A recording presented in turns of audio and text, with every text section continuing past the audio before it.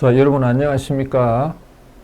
모처럼 이렇게 전체 화면이 다 보이는 데서 여러분하고 또 수업에 시작할 수 있게 됐습니다. 오늘 이 시간은 그동안에 3주에 걸쳐서 했던 내용들의 요점 정리를 하고 또 추가로 실제로 우리가 배를 조정해 갈 때에 필요한 내용들을 구체적으로 설명을 해 드리는 것으로 하겠습니다. 우선 지난주까지 있었던 내용들을 한번 살펴보겠습니다. 지난주 이 시간에는 현재 지금 우리가 휴대폰으로 사용할 수 있는 항해용 앱이 두 가지가 현재 해양수산부에서 공급하는 것들이 있는데요. 그 중에 하나가 해로드, 그 다음에 또 하나가 바다네비라는 것들이 우리가 스마트폰용으로 사용하고 있습니다. 특히 바다네비는 2021년부터 사용되게 되면서 3톤 미만의 선박은 3톤 미만일 경우에는 휴대폰으로 다운받아서 사용할 수 있도록 되어 있는데 지난주에도 말씀드렸듯이 이 내용들 두 개 다가 해로드는 보시는 바와 같이 화면 자체에 나와 있습니다. 항해용으로 사용할 수 없다라고 되어 있고요. 그 다음에 바다네비 같은 경우에도 제가 지난주에 설명을 드렸듯이 항행통보에서 개편된 내용들이 즉시 반영은 되지 않는 것 같다라고 말씀을 드렸습니다. 예를 들면은 우리가 8월 말경에 우리가 항행통보상으로 알려주었던 525항 주문진 앞에서의 어초구역이 표기를 하라고 되어 있죠. 우리는 여기서 맞춰가지고 이렇게 실제 수업 시간에 그 위치를 찍어서 6개 포인트에서 위치를 확인하고 이것을 기재해야 된다 하는 것을 실제로 우리가 실습을 하면서 말씀을 드렸는데요. 이 내용이 보시다시피 지금 바다네비나 해로드 어느 곳에도 반영이 안 되어 있죠. 이것은 우리가 사용하고 있는 휴대폰용에는 매 주마다 변경되는 내용이 바로바로 반영이 될 수 있는 이런 시스템이 아니다 하는 것을 간접적으로 알 수가 있는 겁니다. 따라서 항행통보에서 소개정하라고 한 내용들은 바로바로 해도나 아니면 전자해도에는 반영이 되게끔 되어 있는데 이 스마트폰용 앱에는 그런 것들이 더디게 진행된다 하는 부분들을 알 수가 있죠. 자, 이어서 지난 시간에 우리가 보면 항행통보상에 우리가 화면으로 받을 수 있는 것 중에 우리가 많이 사용하는 선박용 내비게이션에서 나타날 수도 있는 것들 중에 하나가 레이콘이었습니다. 그래서 레이콘에 대한 내용을 설명을 드렸고요.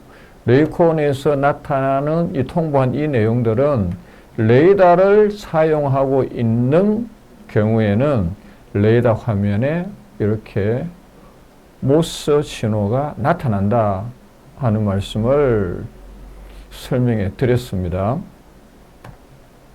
자, 그 다음에 또 하나가 항행통보상에서 교량 표지 서해의 인천대교에 관련된 내용들이 나타났는데요. 거기에 보면 교량 표지, 특히 주간뿐만 아니라 야간에 등을 사용해서 표시할 때에 그 등에 관련된 부분들을 알고 있어야 되기 때문에 말씀을 드렸습니다. 부산에도 가면 영도대교 아래로 선박이 통과를 하게 되어 있습니다. 그럴 경우에도 마찬가지로 표지, 주간 표지와 야간 표지가 있습니다. 이 주간 표지와 야간 표지를 확인할 수 있어야 선박 통행에 있어서 서로 교차되는 경우 또는 동일한 어떤 공간을 이용해야 되는 경우에 충돌의 위험이 낮아지는 것입니다. 그래서 이런 항행 통보상에서 설명하고 있는 또는 알려주고 있는 내용들은 하나하나가 실제로 우리가 연안에서 매우 긴요하게 쓰이는 것들입니다.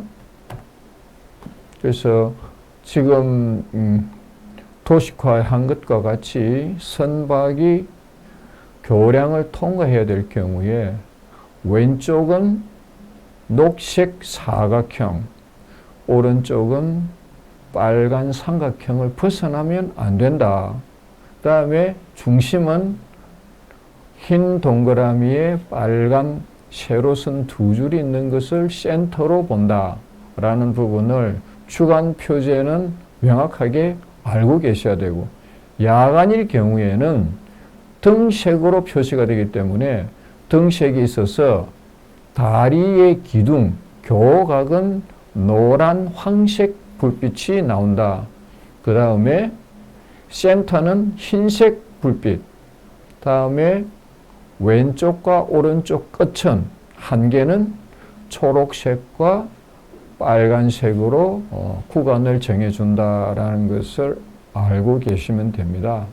이것은 복잡한 것이 아니고 알고 있느냐, 어느 정도 명확하게 알고 있느냐가 매우 중요한 것이기 때문에 다시 한 번 더 반복해서 알려드립니다.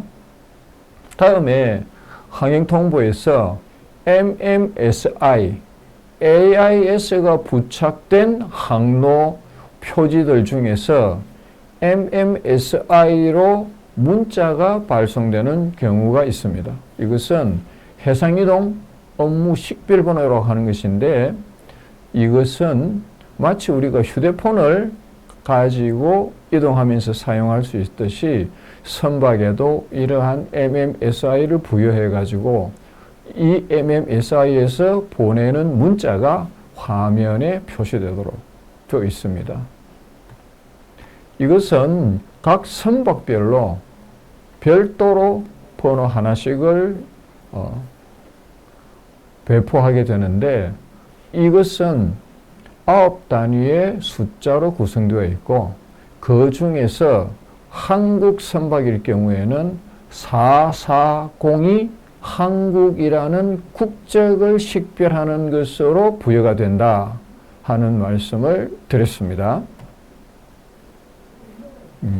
그 다음에 우리가 해상 활동을 하다 보면 러시아나 미국이나 중국이나 대만이나 일본, 심지어 북한 선박까지도 이런 AIS 신호를 보낼 수 있습니다. 그럼 AIS를 통해서 문자가 도착했을 때에 이 번호, 국가별 번호를 알고 있는 것은 그 어느 나라 선박인가를 알 수 있는 아주 기본이 됩니다. 그래서 말씀을 드렸고요. 이제 지난 시간에 또 반복해서 알려드렸듯이 우리가 지금 선박에서 사용하는 것 중에 가장 기본적인 방향을 찾아가는 기계인 나침반에 대해서 쭉 지금 3주째 설명을 해오고 있습니다.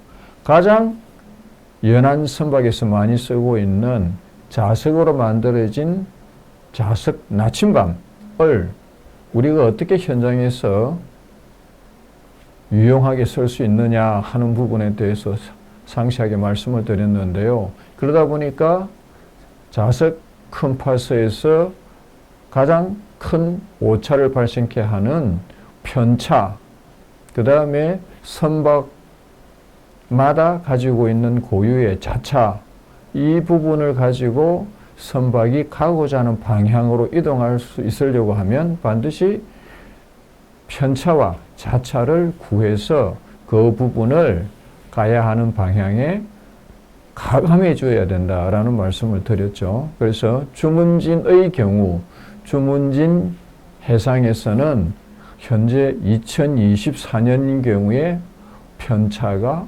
9도 웨스트, 즉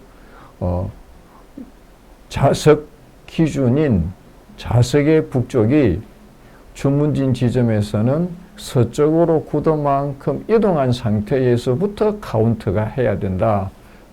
라는 얘기였고요. 그 다음에 또 하나는 각 선박마다 가지고 있는 자차가 있기 때문에 그 선박의 방위별 자차를 구해서 이동하고자 하는 방향에서의 그 선박의 자차가 얼마인가를 확인해서 계산에 반영해야 된다라는 것까지 말씀을 드렸죠. 자, 그래서 하나 예로서 주문진 앞에서 주문진 방파제를 벗어나서 주문진 해상에서 울릉도 쪽으로 방향을 정하고 가고자 할 때에 해도에서 확인해 보니까 울릉도 방향으로 가려면 105도 방향으로 가야 된다는 것은 확인을 했습니다. 그러면 내 선박에 가지고 있는 방향 지식이인 나침반, 자석으로 만들어진 이 나침반에서는 나침반 숫자로는 얼마를 보고 선수 방향으로 해서 가야 울릉도 갈 수 있느냐 하는 부분이 현장에서는 필요합니다. 그래서 울릉도 방향으로 가기 위한 해도에서의 방향은 105도였지만 주문진 해상에서의 편차가 9도 웨스트이고 또 9도 웨스트인 상태에서 105도 방향으로 가는 데 있어서 나의 선박 나침반의 자차가 6도 웨스트에 있기 때문에 이것은 전체적으로는 서쪽으로 15도만큼의 오차가 생겼다는 것과 똑같습니다. 그래서 실제로 지금 105도 방향에 있는 울릉도를 내 선박에 장착한 나침반을 사용해서 가려고 하는 경우에는 120도 방향으로 나침반의 방향을 선수로 오게끔 해서 그 방향을 기준으로 항해를 해야 울릉도에 도착할 수 있다. 이런 설명을 해드린 겁니다. 그러면 우리 선박 또는 내가 지금 조사해야 될 자차를 확인하기 위해서는 그림과 같은 방향으로 선박을 움직이면서 자차를 측정해야 된다라는 말씀을 드렸죠. 이것을 기억하시고 다음에라도 기회가 있을 때 1년에 한 번 정도는 이런 형태로 선박의 나침반, 자차를 측정해 두시는 것이 좀 더 정밀하게 방향을 찾아갈 수 있는 기본이 되는 것입니다. 다음에 또 하나의 가장 현실적으로 많이 사용할 수 있는 부분은 뭐냐면 원표 방위 측정 방법입니다. 이것은 내 배에 있는 나침반이 정확하게 어느 정도의 오차를 가지고 있는지를 모르는 상태에서 사용하는 방법이죠. 내 선박이 자차 측정을 할 수 있을 정도의 폭의 한 100배 정도 떨어진 목표물을 하나 정하고 그 목표물이 내 배가 동서남북 사방과 그 사이에 껴있는 팔방위까지를 측정할 수 있는 상태로 만들고 난 다음에 주변에 다른 선박의 방해가 되지 않은 어떤 위치에서 측정을 하는 것입니다. 측정을 해서 각각의 측정값 8개를 다 합쳐서 8로 나누면 기본값인 중앙값이 됩니다. 그러면 그것을 가지고 각 방위별로 얼마나 차이가 나는가라는 것을 계산해서 자차를 구할 수 있는 방법이 되겠습니다. 이렇게 구한 자차를 가지고 자차 표를 작성해서 이제 내가 가고자 하는 방향이 결정되면 그 방향의 자차가 어느 정도 된다는 것을 반영해서 해도에서 나오는 방향과 내 지점에서의 편차와 내 선박의 자차를 가감하여서 선수 방위를 결정해서 가야 되는 것이죠. 자, 지금까지 지난 시간 동안에 선박에 탑재된 자석 나침반을 가지고 현장에서 어떻게 사용해야 되는가, 어떤 걸 유의해야 되는가, 자차와 편차는 어떻게 구하는가, 이 부분에 대해서 말씀을 드렸습니다. 자, 이처럼 자기 나침반, 자석으로 만들어진 나침반에서는 반드시 우리가 가야 할 방향이 정해졌을 때에 그 방향에서의 나침반이 가지고 있는 기본적인 편차, 그 다음에 선박이 가지고 있는 자차, 이 두 가지를 가감을 해서 계산을 해서 내가 가야 할 선박의 방향을 정하도록 이렇게 되어 있는데 이것을 반드시 해야 됩니다. 그리고 자석 나침반은 이러한 과정을 반드시 거쳐야만이 보다 정밀한 방위가 계산이 되는 것입니다. 이것을 방위 계정이라고 하는데 자석을 사용한 모든 나침반은 반드시 이 방위 계정을 해야만 합니다. 방위 계정을 하는 과정이 조금 복잡하고 쉽게 안 와닿는다 하더라도 우리가 절차상 반드시 거쳐야 되는 것이기 때문에 이 과정을 거치지 않았으면 지금 내가 가는 방향에 오차가 생길 수 있다는 것을 감안을 하셔야 되고요. 또 다른 옆에 배하고의 방향을 갖다가 나란히 가기 위해서 상대방 배의 방위를 너는 지금 몇 도로 가냐? 또는 나는 지금 몇 도로 간다라고 얘기한 이 속에는 오차가 포함될 수 있다는 것을 알고 계셔야 된다. 이렇게 말씀을 드립니다. 자, 그래서 오늘 이 영상 수업에서 각 시간마다 하나씩 과제를 드릴 텐데 이 과제는 만약에 여러분이 주문진 해상에서 이미 알고 계셨듯이 우리가 주문진 앞에서는 편차가 9도 웨스트라고 있는 것을 우리가 이렇게 여러 번 이제 확인을 했고요. 자, 그 상태에서 우리가 해도를 보거나 아니면 선박에 지금 설치되어 있는 GPS 플로터가 있죠. 거기에 내가 새로 찾아낸 낚시 포인트가 있다. 그래서 그쪽으로 이동하고 싶다고 할 경우에 현재 나는 배에 자석 나침반밖에 없습니다. 이 경우에 그쪽으로 배를 이동해 가려고 하면 몇 도를 맞춰서 가야 하나라는 것이 해결 과제입니다. 내가 지금 가야 할 방향을 찾아보니까 해도에서는 내 학번 뒷자리 각도였다. 예를 들어서 제가 60번이다 하면 지금 내가 가야 할 방향을 해도 또는 GPS 플로터에서 보니까 60도 방향이 있습니다. 내가 있는 지점에서부터. 그럼 60도 방향으로 가려고 하면 나는 이 배에 있는 나침반을 보고 갈 때는 몇 도로 보고 가야 하느냐?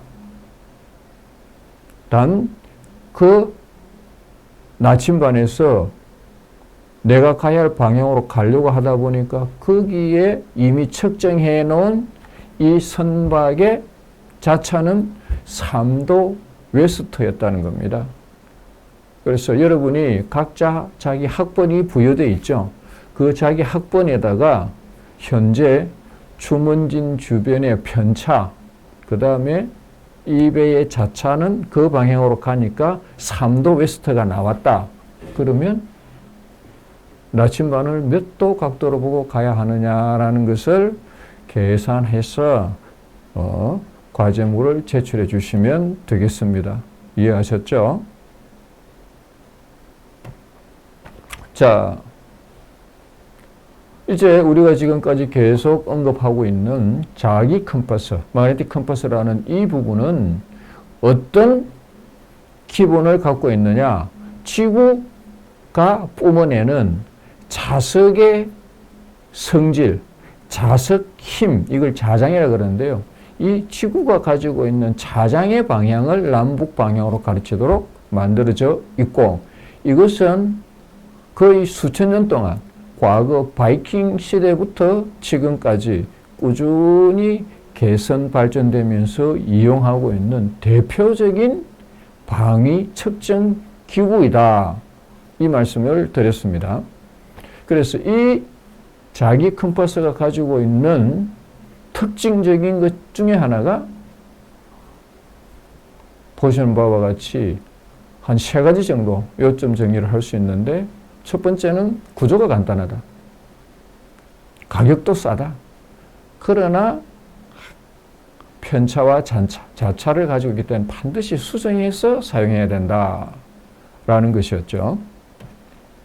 그래서 현장에서는 왼쪽 편에 있는 탁상용, 테이블에 올려놓고 사용할 수 있는 형태와 손에 들고 다니면서 사용할 수 있는 형태와 큰 선박처럼 갑판 위에 세워놓고 볼 수 있는 형태로 이렇게 다양하게 발전이 되어 있습니다. 기본적인 구조는 단면도를 보시면 액체가 채워진 상태에서 사용할 수 있도록 만들어진 것이 대부분이다.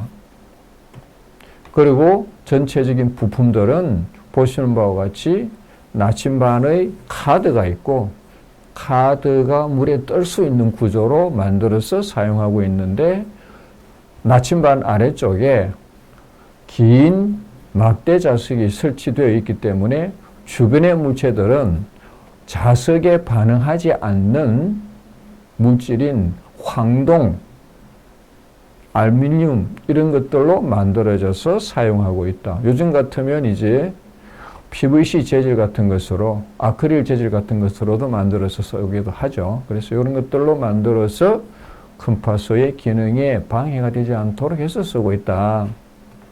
이런 것이고요. 이제 그동안에 이런 자석 컴퍼스가 가지고 있는 여러 가지 편리함과 아울러서 또 자차와 편차를 수정해야 된다는 것. 그 다음에 요즘 선박에서는 전기를 많이 사용하게 되죠. 그래서 전기를 많이 사용할 경우에 전선이 지나가는 부근에서 발생하는 전자 자기장 형성이 됩니다. 그래서 그 전기가 옆으로 가까이 지나가게 되면 자석 컴퍼스는 영향을 받아서 방위가 또 교란됩니다. 이런 부분들을 가지고 있는 경우에는 이 부분이 실제 현장에서는 사용하기 굉장히 불편한 상황이 생기거든요. 그래서 이러한 불편함을 이제 해소하기 위해서 여러 가지 다른 형태의 컴파스가 개발되게 되었고요. 특히 요즘엔 굉장히 정밀한 방위 측정 장치들이 필요하게 되었습니다. 예를 들면 비행기가 사용되고요. 또 뿐만 아니라 비행기뿐 아니라 아주 정밀한 방향을 측정해서 방향을 중시되는 경우가 많죠. 우리 지금 우크라이나와 러시아 사이의 전쟁이라든지 아니면 기본 군사적인 목적으로 사용하는 경우 또는 우주 개발을 목적으로 위성을 발사하는 경우에는 각도 하나 1도 차이가 먼 거리를 가게 되면 어마어마한 거리상의 차이가 발생하죠. 이런 것들을 어떻게 정밀하게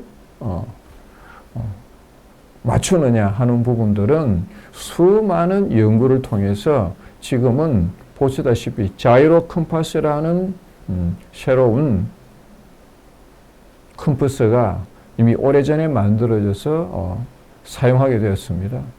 이 자이로 컴파스는요, 보시는 바와 같이 중앙에 고속으로 회전하는 팽이 같은 것이 있습니다. 이걸 로터라 그러는데요.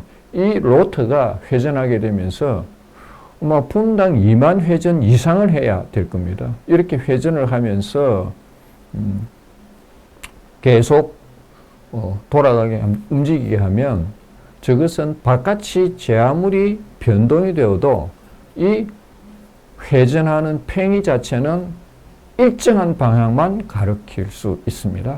이 원리를 이용해서 우리 지구상에서 목표로 하는 지점으로 갈 수 있는 방위 측정 기구로 사용할 수 있겠다라고 해서 만들어진 것이 자이로 컴퍼스입니다. 이 자이로 컴퍼스에 대한 자세한 설명은 다음 시간에 이어서 설명을 드리도록 하고 잠시 쉬겠습니다.